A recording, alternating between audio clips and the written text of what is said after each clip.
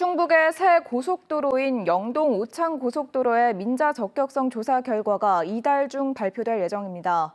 석 달 정도 미뤄졌는데 민자 건설 여부는 역설적으로 정부 부담금 규모에 따라 판가름 날 것으로 보입니다. 정재영 기자가 취재했습니다. 영동 오창 고속도로는 충북을 통해 경기와 경남을 연결하는 신설 노선입니다. 기존 중부선과 경부선을 직선에 가깝게 연결해 이동거리와 시간을 크게 단축시킬 수 있습니다.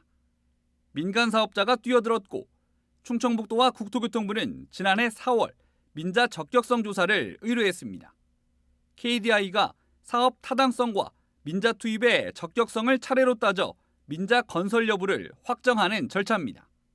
남북을 잇는 고속도로가 만들어지는 것이고 충남을 거치지 않고 경부고속도로를 거치지 않고 바로 경부고속도로, 중부고속도로 연결되는 거기 때문에 이 일은 굉장히 중요한 의미를 갖는 것이고 당초 조사 기한은 1월 말까지였는데 사업 타당성 항목인 정책성 종합평가에 시간이 걸리면서 석 달 연장됐습니다. KDI는 조사가 거의 마무리됐다며 이달 중 국토부에 결과를 보낼 것이라고 설명했습니다.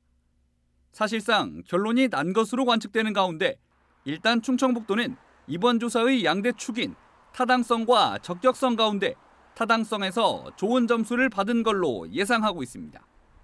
국가도로망 계획에 포함된 사업인데다 거리와 시간 단축 효과, 세개 시도를 연결하는 광역교통망이기 때문입니다. 남은 건 재정사업 대비 정부 부담금을 아낄 수 있는지 따지는 적격성.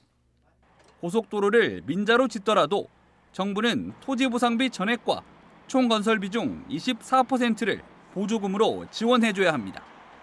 금액으로 따지면 9,200억 원 규모로 여기에 개통 이후 운영 손실에 대한 보전금도 변수입니다. 재정사업도 토지보상비 지원은 같지만 건설비의 40%를 도로공사에 지원하기 때문에 서로 다른 총 건설비 규모에 따라 정부 부담금이 적은 방식으로 결론은 달라질 수 있습니다.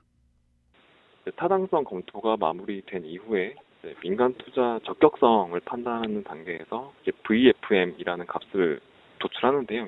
그러니까 재정 사업으로 했을 때 또는 민간 사업으로 했을 때 각각의 정부 부담액을 비교해서 결과값이 전보다 큰 경우에는 민자 사업으로 추진이 타당하다라고 보는 거고.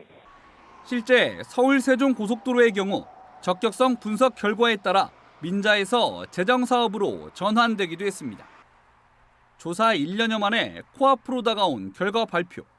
국토교통부는 최종 결과는 정치적 고려 없이 사업 방식 결정에 적용된다고 설명했습니다. MBC 뉴스 정재영입니다.